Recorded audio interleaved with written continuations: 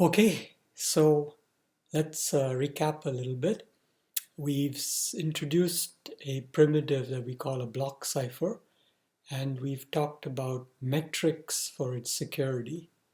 Intuitively, the metric, the main one, is that an adversary should have a hard time figuring out a key that was hidden and picked at random by some user, given only input-output examples under that key. And we had some ways to formalize that. You can go over the formalizations at your leisure and understand them better. That'll take some work. Um, Now, once we gave those formalizations, we came to this attack. It's called the exhaustive key search attack, and it allows an adversary to always recover the key, or at least a key consistent with input-output examples. And that happens for a rather obvious reason. The key space is finite.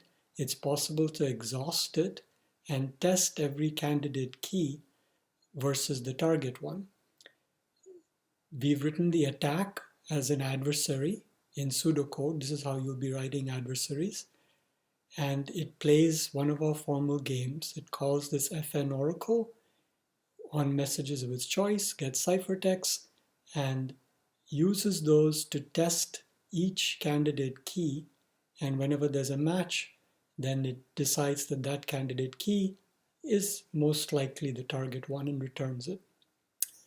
Okay, so this would perhaps make it look like security is just impossible, because as we saw, at least under the metric of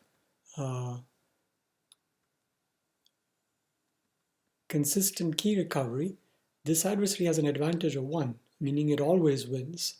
Okay, so if that's the case, you would say, well, there's no such thing as a secure block cipher. But remember that security is a function of the amount of effort the adversary needs to invest in order to find the object that we want it to not find or compromise security. So what we need to assess is, in principle, yes, there's this attack you can run, but in practice, how long does it actually take? And to do that, we can look at specific block ciphers. So the one we have now is DES as an example. So what we want to do now is figure out the cost of the exhaustive key search attack on DES. Okay, if you look at the description of the attack, you see that there's a for loop which runs a number of iterations, that is the number of possible candidate keys. For DES, keys are 56 bits, so that's 2 to the power 56 is the value of n. So it's a big loop. What goes on in each loop? The block cipher itself is computed. That means that the adversary is running its own code or software or whatever implementation it has to compute, in our case, DES. So the cost of this attack is n times the cost of q DES operations. Let's say for simplicity q is 1, it's 2 to the 56 DES operations. Okay, so now we want to know how fast can you do 2 to the 56 DES operations.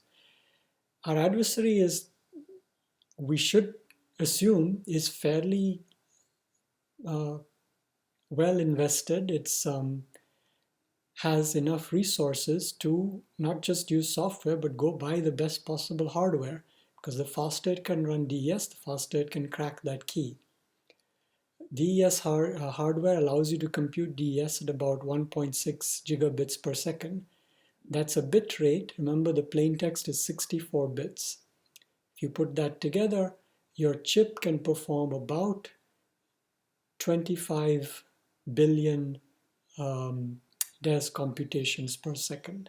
So it's a lot of DES computations per second. Okay, but you need to perform in this attack to succeed about 2 to the 56 of them, maybe 2 to the 55, because halfway through you're likely to have found the key. Here again, we're assuming one input-output example, q equals 1. We can now figure out how long the exhaustive key search attack will take. It's 2 to the 55 DES computations divided by the number we can do in every second, gives us the total number of seconds, and you figure out that that's around 45 years. Now it turns out that DES has a weakness. There's something called a key complementation property, which allows you to reduce your search to half the space. So maybe more realistically, around 22 and a half years. And this is why we draw the conclusion, or at least historically that has been done, that it's pretty secure. After all, it takes 20 odd years to find a key. This is not going to be something adversaries could easily do, at least not for a lot of keys. Okay, well, that was kind of the reasoning when DES was designed and stayed with us for some amount of time. But over time, it came to be questioned, and other things started happening that allowed us to look into perhaps more effective attack avenues. Exhaustive key search is the only attack we considered so far, and it's a very kind of dumb attack. It's very generic. It doesn't attempt to look at the structure of the block cipher like DES. Remember, there's a lot of structure. We have all those 16 rounds. We have the S boxes, the F function. It doesn't care about any of that. All it did is write code for it and use hardware for it and run it. What if there was an actual weakness in the design? Could that be exploited? People try to do that, so clever cryptanalysts will look at the structure of block ciphers and search for weaknesses in the design they can exploit, and that's a subject area in its own right. But historically, what we know is that by the early 90s, people were discovering non-trivial attack vectors on DES by methods now called differential or linear cryptanalysis. These painstakingly analyzed the internal structure. They found weaknesses in the S boxes and so forth. And by means which we're not going to go into here, they cut down the resources needed by an adversary to find that target key. Differential cryptanalysis would find it in about 2 to the 47 time. Time here means DES operations, compared to 2 to the 55 or 2 to the 56 for exhaustive key search. And linear cryptanalysis brought that down to 2 to the 44. Okay, so that's starting to look a lot less secure.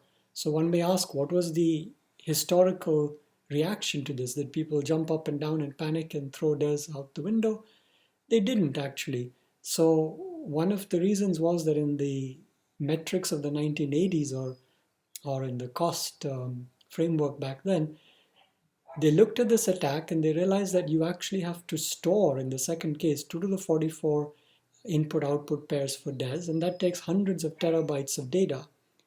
Nowadays, when your laptop has a couple of terabytes, this doesn't look like such a big deal, but back then it was. And what it led people to think is that the adversary resources needed to mount this attack are still prohibitive. Another thing that was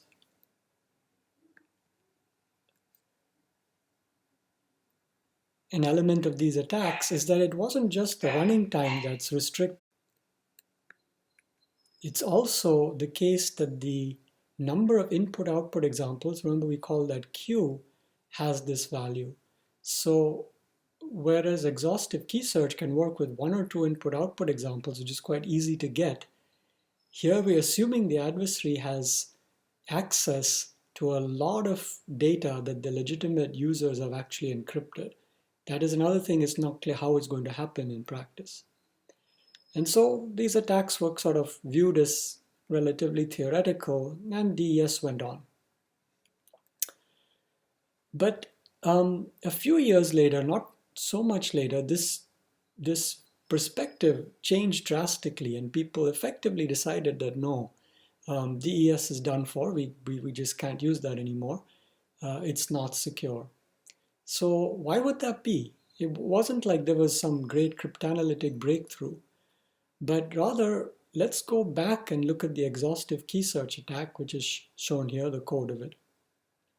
And if you remember, we decided that it took about 22 years to run it because it had to do 2 to the 55 or 56 DES computations and so forth. But I claim that that analysis missed something, not missed something cryptographic, but something about computing. And a little bit of thought, you'll probably guess what the answer is. You observe that this for loop is completely parallelizable. It's true that you need 2 to the 56 DES operations, but effectively as many as you want can be done in parallel. But that is a huge source of speed up because now you can lay out chips in parallel, and as much parallelization as you can add, you can reduce your runtime by. So someone set out to do this in the early 90s. Michael Wiener made a calculation. He didn't actually design hardware, but looked at what it would take to design a dedicated piece of hardware, a DES cracking machine.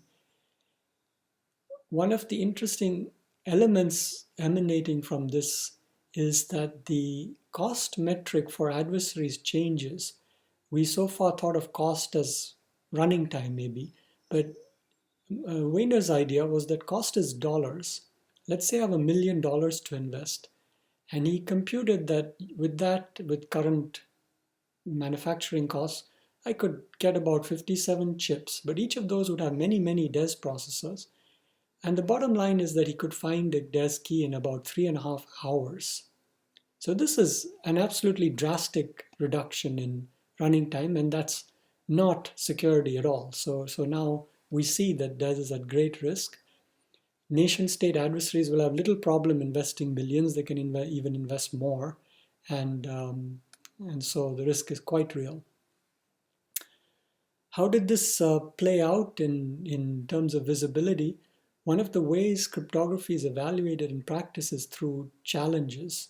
So certain entities will post on their web pages a DES ciphertext and say, here's $1 reward if you manage to decrypt it. So the way it works is they pick a random key, they pick some message X, and then they encrypt X under the key K and get a ciphertext Y, and they publish Y on the website, and then they say, okay, the first person who sends us X, the plain text, gets $10,000. And the approach for this naturally is to try to find the key K by some mechanism, usually exhaustive search, and then you decrypt and you find X. So there was an effort in the late 70s called distributed net, which did exhaustive key search but distributed out across machines on the internet. And it took a few months to find a key. A little later, this effort could be speeded up. The Electronic Frontier Foundation also built a machine. It had a lower dollar cost than Wiener's, and it found the key in about 2.5 days, 56 hours. And again, that got less as we went along. So all of these were important in kind of convincing everyone that these attacks were extremely real. Be perhaps interesting to look at some places this plays out. So here I've just pulled up the data encryption standard description by the government itself. This is the one I showed. It was reaffirmed. But if you go to the first page, you see that this is withdrawn on May 19, 2005, and is provided only for historical purposes. And that reflects these attacks we've seen. But if you look in here, you'll see all the descriptions we've seen of the algorithms, including ones we didn't give, the high-level structure, the tables describing different things. Here's the Feistel, as it's called, 16-round structure. Here are the different tables and so forth. So here's a public effort to build a DES cracker. So they talk about how in the late 90s the EFF built one at the cost of $250,000 using thousands of chips and so forth. And I guess their estimate is 9 days to exhaust the key space and find the key. This website is actually advertising hardware, and one of the ways they're advertising it is to show that with FPGAs, they can build a system which can exhaust the key space in 26 hours. And they're just providing it to the research community to use. So you can actually, I believe, go here and run this thing and start cracking DES keys. There are interesting articles out here. This one is called The Day DES Died, and it just tells the story. It gives you some history, talks about the algorithm. It talks about this RSA challenge. That's the one we just saw, where they give you a certain amount of money to break the cipher. If you want a summary of the security of DES, this article discusses the different types of attacks. Exhaustive key search, dedicated machines is one way to do it. Another way is clusters of computers and distributed computation. Some other things we haven't looked at, and then the two differential and linear cryptanalysis methods, and so forth. And at some point, we'll also get to this. Okay, so the security summary for DES then is that from a practical perspective, it's considered broken. Nobody would recommend using it anymore. And the reason is that in a few hours, you can actually recover keys. But if you look back at the story, you actually see that the design is quite good. From a cryptographic perspective, the weakness was not so much in the design as the small key size. 56-bit keys are not big enough to withstand modern computing power. But the design itself was pretty solid. A story here that may reinforce that a little. When I worked at IBM, one of my colleagues was Don Coppersmith, who is one of the inventors of DES. Remember, it grew out of IBM in conjunction with the NSA. And when differential cryptanalysis emerged, he gave a little seminar in which he basically showed how they had already built into the S boxes various mechanisms to prevent against it. So in other words, they had anticipated that line of attack by about 20 years. They hadn't anticipated linear cryptanalysis, but well, you can't do everything. Okay, so let's now move on with the lesson that DES has been broken, but we still want ciphers, so we still want a good block cipher. In that position, perhaps you might think cryptographers would go ahead and design some new cipher. One natural and necessary requirement would be a much longer key length than 56 bits. But cryptographers are very conservative. As long as they have something that kind of works, they prefer to build on that than do something completely new, which is risky. So they said, wait, why do we need to design a totally new cipher? Let's just run DES twice. So this is called double DES, and it's also a block cipher. It takes a 112-bit key, which you view as two 56-bit DES keys, K1 and K2. Running two DES on a message M with those keys means I first run DES with key K1 on M, get a 64-bit output, and then just run DES again with K2 and get another 64-bit output, and that's the result. Okay, but this actually looks pretty good, because if you look at how long exhaustive key search takes, it takes about the size of the key space many computations of the block cipher. So about 2 to the 112 2 DES computations, or 2 to the 112 DES computations with a little bit of extra work. But that is too much. So now, of course, we understand we could try to parallelize them. We could build special purpose hardware. No matter what, we do not, with modern computing capabilities, have a way to, in any reasonable amount of time, exhaust a 2 to the 112 size space. And so what does that mean? Problem solved? Well, we certainly also have to worry about things like differential and linear cryptanalysis, but they don't seem to do terribly well here either. So this is a good introduction to a theme that'll come up quite a bit in the class, which is that when you have designs, especially new ones, it's good to look carefully. And sometimes you'll see that some cleverness will yield you attacks that weren't visible at first. And this is true for double DES. There's an attack on it, which at some level just says that it's actually not any stronger than DES, because you can find that 112-bit key in only 2 to the 56 time, 2 to the 56 operations, by utilizing something about the structure of double DES. Okay, And this is something very famous called the meet in the middle attack. So let's look at how it works. It's a nice illustration of some clever cryptanalysis. Okay, so suppose that we have a target key. Remember, that's a 2-des key, so it has the form K1, K2, 256-bit halves, and a total of 112 bits. We have to find that full 112-bit key, so both halves have to be found. What do we have in any of these target key recovery or other games? We have some input-output examples under it, and for simplicity, just one.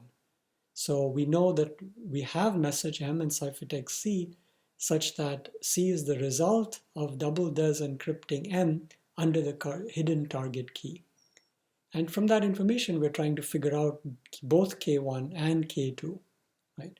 If we were phrasing this in terms of our formal games, our adversary would query some message M to its FN oracle to get C, and then somehow try to find K1, K2 and submit them to finalize.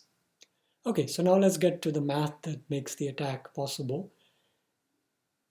Just take the equation saying that C is 2-des of K1, K2, and M.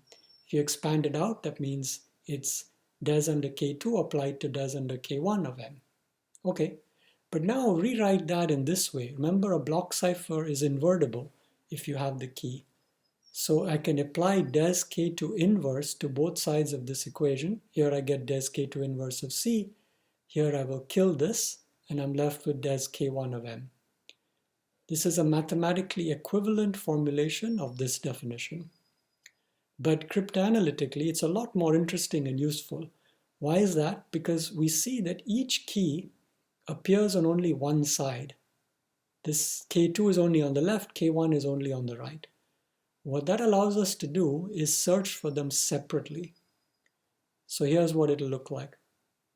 In the attack, I have M and C, and I know that this equation is thus true.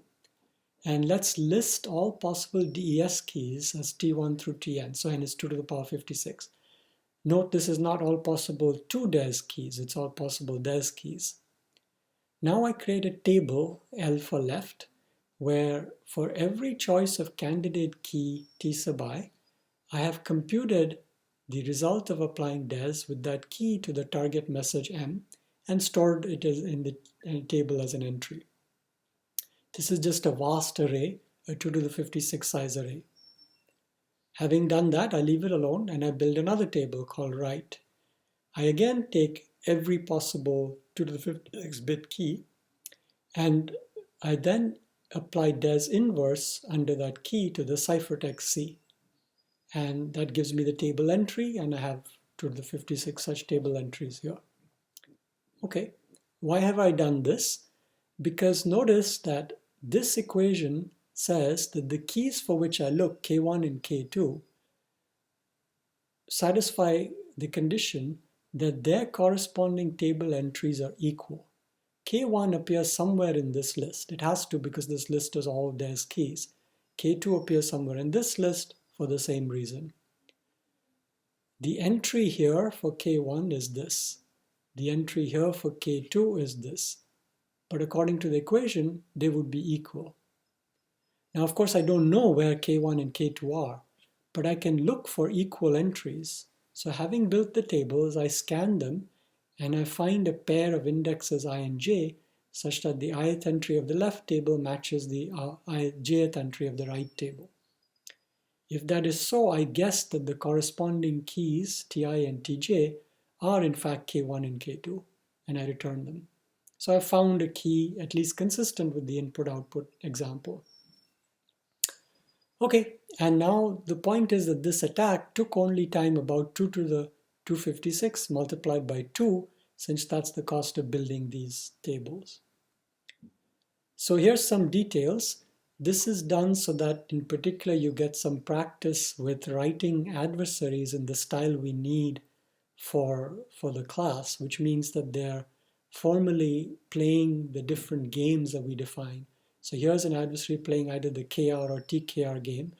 The way it works is it needs to first query its FN oracle, underlying which in the game is the hidden key K1, K2 we're seeking. That key doesn't surface anywhere in the adversary. Naturally, it doesn't know what that key is. It doesn't matter what message the adversary picks, it happens to pick the string of all zeros, and then calls the oracle, it gets back a ciphertext. Okay, and now it can do what we saw in the picture. It builds the left table and it builds the right table in the same way as the picture. And then it tries to find common entries. There may be many such, so let's let S be the set of all pairs I and J such that the ith entry of the left table equals the jth entry of the right table. Any of those would do to return, so it just picks one such pair and returns the corresponding keys. Note that the return key is 112 bits long, right? And each individual part being 56 bits long.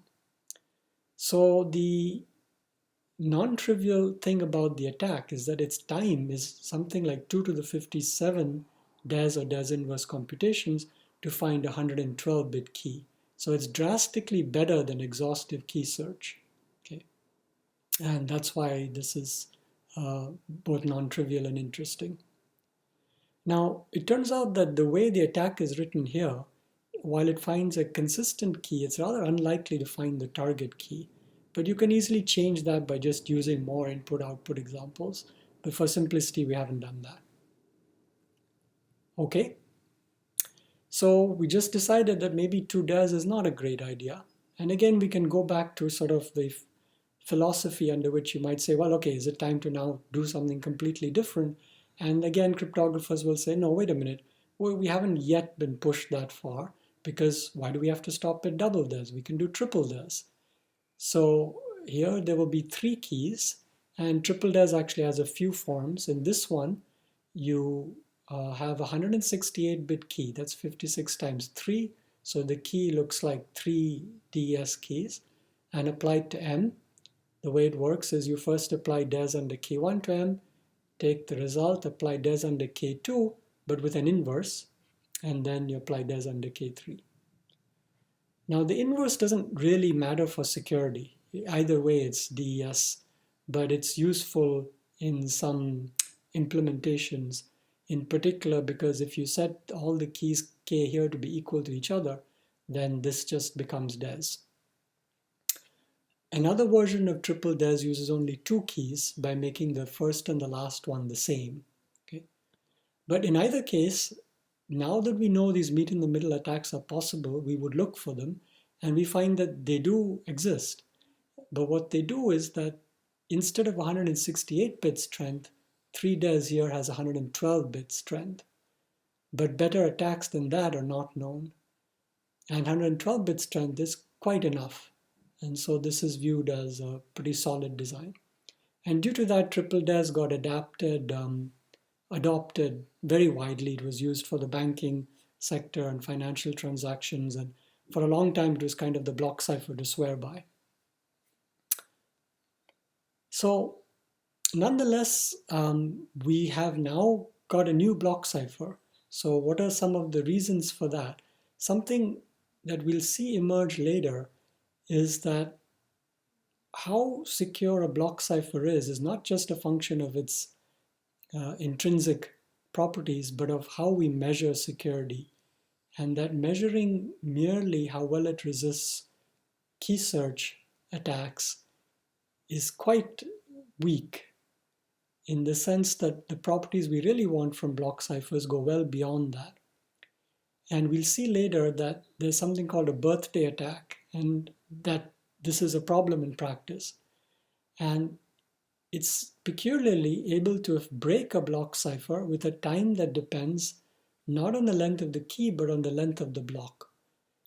If the block length is L, the attack takes time 2 to the power half of L, or in other words, the square root of 2 to the power L. But for DES, since L is 64, this comes to only 2 to the 32, and this is rather small. So the attack is very effective. Even worse, moving to double or triple DES makes no difference, because those do not change the block length. It's still 64.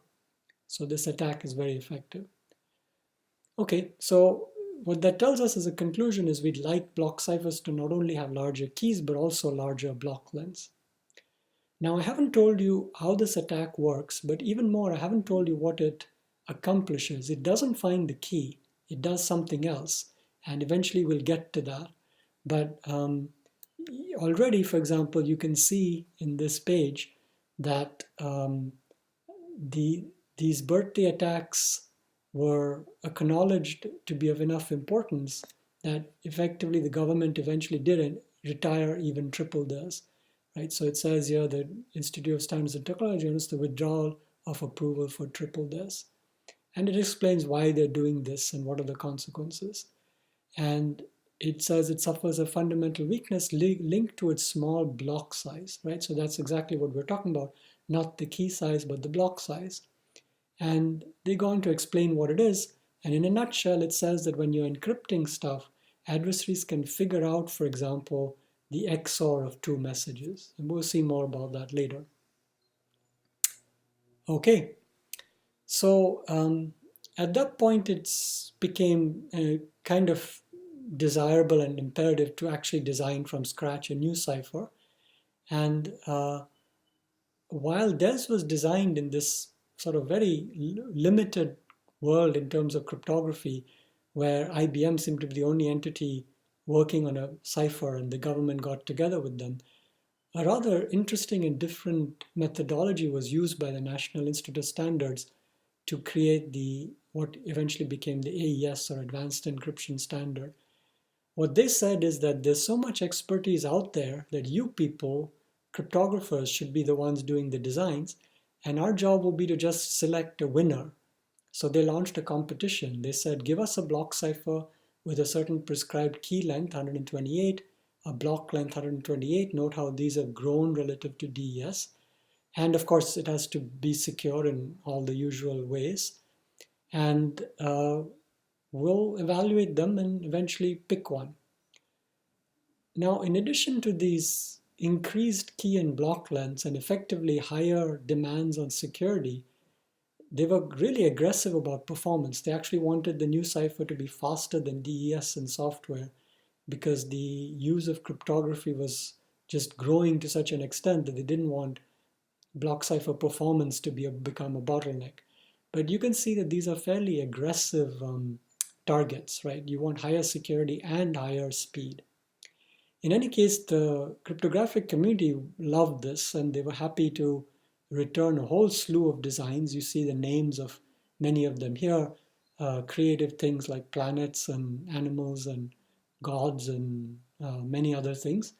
But whatever it is, they then entered a period where for several years, these ciphers were being analyzed to see how secure they were so that some winner could emerge.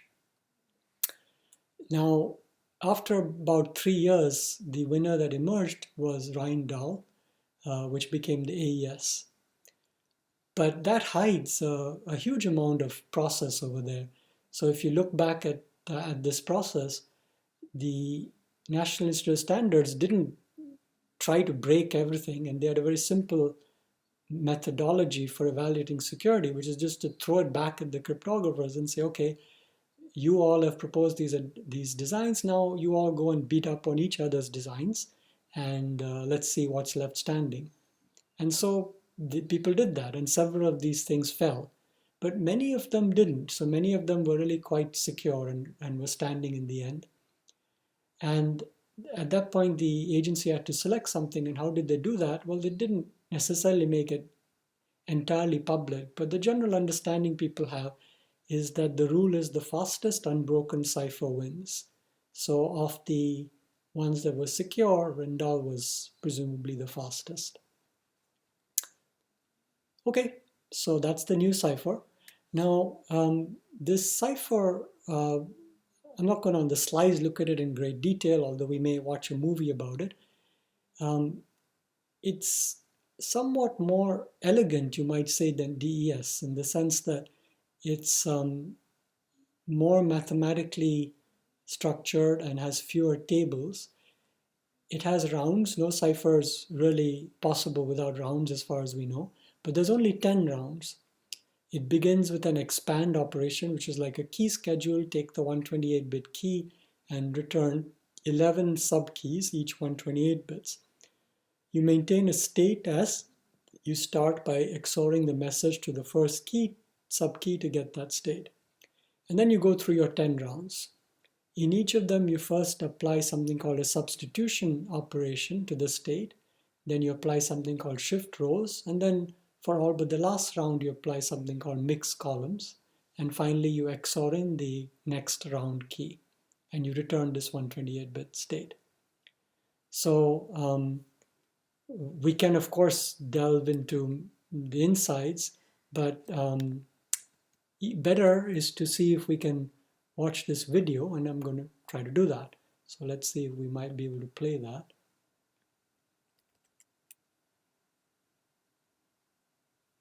Military-grade cipher released into the public domain and adopted by NIST as the advanced encryption standard. Encryption is the process of taking plain text and applying a key in some clever way to produce an unbreakable cipher. Rindahl is a block cipher processing 16 bytes at a time. A byte's hex value can be broken into upper and lower nibble, which Rindahl makes use of, as we shall see. Each step in this process changes the bytes of plain text, so at any point in the process we refer to them as the current state.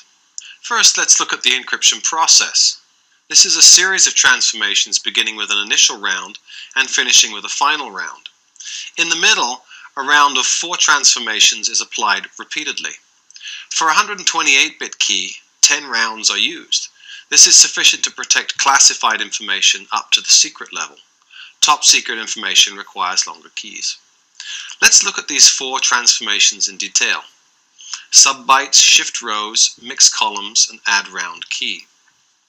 Starting with the first byte, we use a substitution box to look up a new value.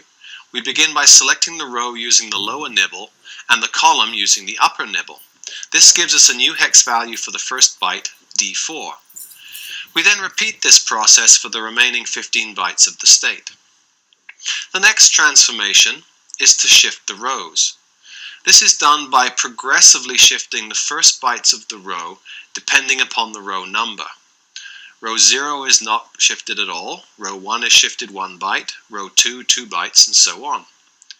Next, we mix columns to provide the second essential quality of encryption, identified by Claude Shannon in his 1949 paper, diffusion. 4 bytes of each column are combined using an invertible linear transformation, such that each input byte affects all 4 output bytes.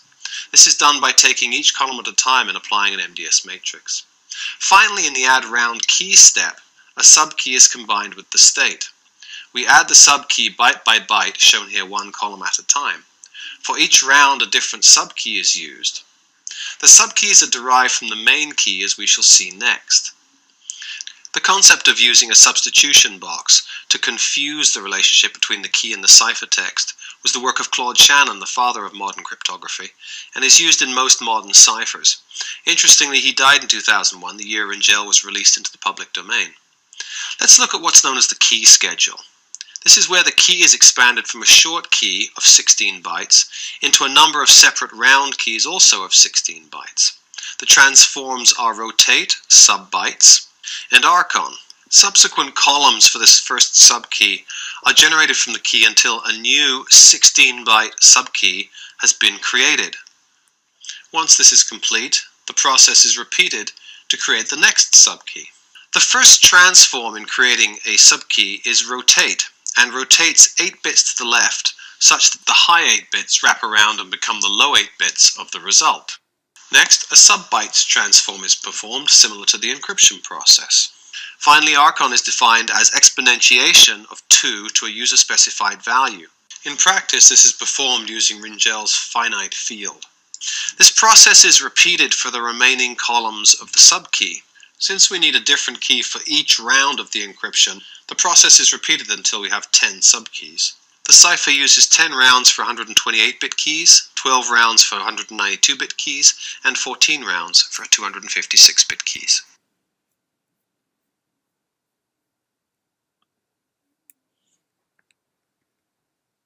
Okay, so now we see how that works. As we already mentioned, performance is really crucial for block ciphers. So people work hard on implementing AES as fast as possible, and there are trade-offs. If you want to do this in software, depending on how much pre-computation and storage you're willing to put in, the faster you can make the cipher go. But now the fact is that AES can be computed ridiculously fast because many or even most modern computers will have Intel hardware support for AES. It's called the AES new instructions, and they can run AES around a cycle per byte. So the result is that block cipher computations are really kind of ridiculously fast, and this is something you can play with on your own laptop if you feel like it. Okay, what do we know about security? Well, it's been nearly 20 years, has it, since AES was introduced, and not much has happened in terms of attacks. People have not succeeded in making much of a dent.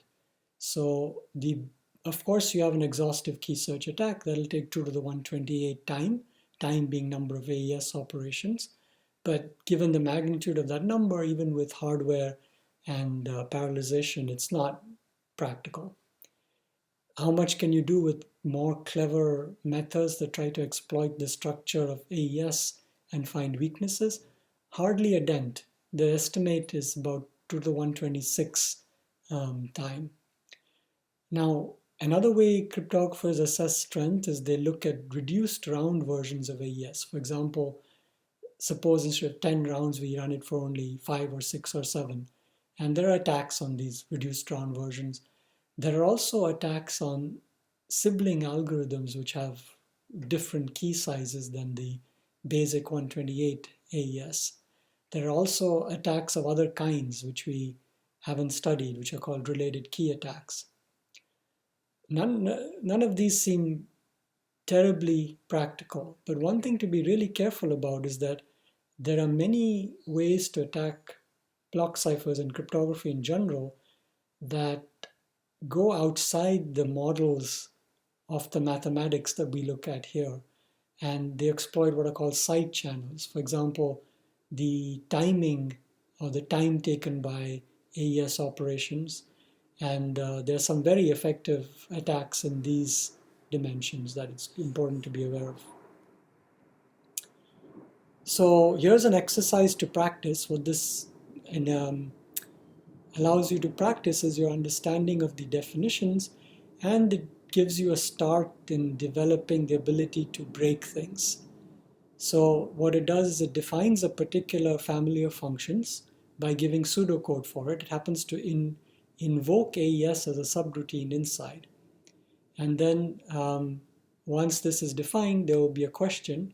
The questions start with things that are related to structure. It says, prove that this is a block cipher. That's a mathematical proof that's requested. You go back to the definitions, you see what is a block cipher, and you assess whether that's true for this particular F. Then it asks you to look at the running time of the exhaustive key search attack, and it tells you how many queries will be used in that attack. And then it tells you to give your own attack. So somehow you have to come up with a new attack which under consistent key recovery is always successful, and its running time is about 2 to the 128 AES operations. Now, why is that interesting? Because if you look at this function, its key size is 256. So this attack is non-trivial. Okay, so we have gone through now what is effectively classical cryptography. So we've looked at many classical things and done this in a perspective that's largely what was around in, say, the 90s and times like that. But to go further in terms of really generating high quality crypto based on these block ciphers, we're going to have to ask some new and interesting questions. And the questions pertain not to the designs, but to the metrics of security. So we have said that security of a block cipher is measured by the extent to which it resists key recovery. How well can an adversary A do at violating, say, security under consistent key recovery, meaning how high can an adversary can it get in a reasonable amount of time. What we're now going to note is that while it's certainly important to make sure adversaries are not able to easily recover keys, it's far from being enough. That it's quite easy to give examples of block ciphers which are very secure under key recovery and yet kind of blatantly bad from the point of view of encryption. And here's an example. My block cipher E has a 128-bit key like AES. It has 256 bits inputs and outputs. Given a message M as input, it views it as two 128-bit blocks. And then what it does is it outputs the first block in the clear and applies AES under K to the second block to get the second block of the ciphertext. Okay, so this is an example of a block cipher. And if you look at it, you could say, how well does it do against key recovery? What is the best key recovery attack I can give against it? But then you see that you're not going to be able to give a good one. Why is that? Because it's using an AES key. And your job in finding the key is going to be to recover an AES key from AES input and output examples. And we already know that this is not anything anyone knows how to do quickly. If I were to measure security relative to key recovery, this is an extremely strong block cipher. And yet, it obviously isn't. Suppose I was encrypting data with this, half my message is in the clear. This is not at all desirable for privacy. So something is wrong. And what is it that's wrong? Well, it's not AES that's wrong. It's rather that if we think that the job of a block cipher is to resist key recovery, we would admit something like this, which we don't want. And this means we need to question our metrics. Now, sometimes this is a difficult lesson in practice. So practitioners might say, well, this doesn't matter because you have a contrived counterexample.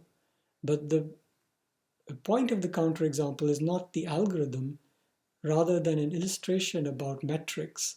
So what it tells us is that you can't assume you're going to get good security for an application merely starting from the fact that your block cipher resists key recovery attacks. We need to further study what are the properties of block ciphers we'd really like and desire to give us that type of security. Okay. Now, it turns out that this is not that simple a question, which is also one reason why the answer when we give it is kind of interesting. You might approach this by saying, here's a list of properties that I want from my cipher. Certainly, I do want security against key recovery. No one ever said that's a bad thing. We just said it's good, but it's not enough. Looking at the prior example, what you notice is it's possible to recover at least part of the message from the ciphertext. So you may say, why not just add that as a criterion? I shouldn't be able to recover the message from the ciphertext. That doesn't quite give you what we had, but then you could say, what? I shouldn't be able to recover half the message from the ciphertext. But every time you lay down some such condition, it's not hard to find some example which shows you that that condition isn't enough. And so we need somehow a really different paradigm, something different from laying down a list of conditions, something we'd like to call a master property. And that's exactly what we're going to seek